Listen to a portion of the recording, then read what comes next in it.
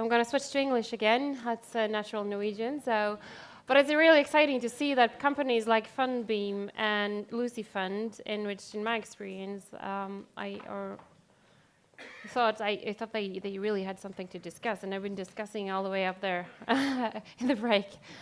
And I hope that there's going to be a lot more discussion after this upcoming session.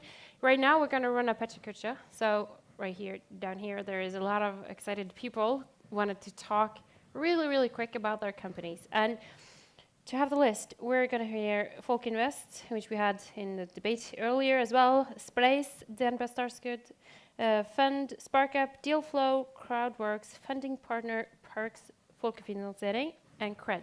So they're running in English as well. It's going to be fast, speedy, and the word is yours. Folkeinvest? Yeah, Oh. that's me. Oh, yeah, you're there. Thank you. Sure you are, yeah. And just to note, I'm going to use the number 7 for those now with Mick, yeah. Okay, thank you very much. 4 minutes, Speedy Gonzalez, tell you about Folkeinvest. There is a dysfunctional capital market in Norway. We have some challenges for the entrepreneurs. 2/3 of all employments in Norway created the last 10 years was done by new companies. We see that the securities mainly focus on raising the big funds, as we talked about. And simultaneously, we see that companies creating new businesses, scaling up their businesses, often only need small amounts of money. And they find the assistance required for raising the equity is costly. At least a lot of parts in Norway, especially outside the cities, they don't have close to the network they need to find the equity needed. On the other hand, we see the crowd have some challenges themselves. They do not have a marketplace finding those entrepreneurs, the new ideas to invest in.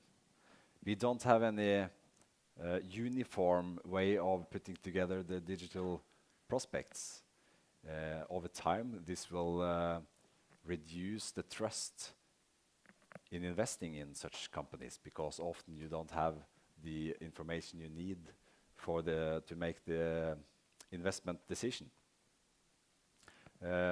So a lot of investors accept being underinformed with the challenges that gives later on. In addition, we have this new arrangement last year introduced. Kapitalfund gives you directly tax reduction by investing in startups. This is not accessible for everyone if you don't have a marketplace. And we see will and ability to invest.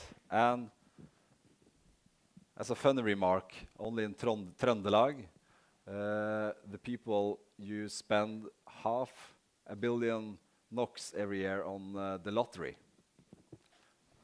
So I think that's kind of gives a good indication of the possible new employment.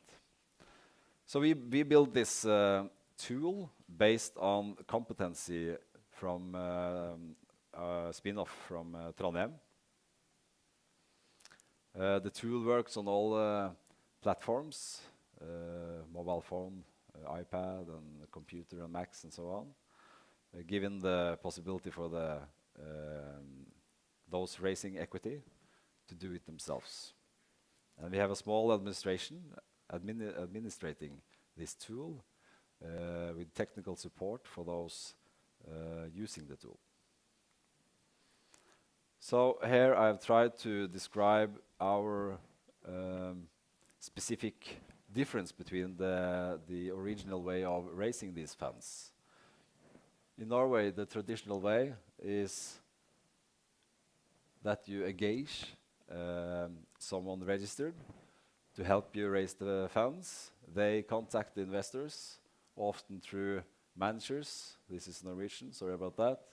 So what we made is a tool helping the the company themselves to talk with the investors and get hold of the money.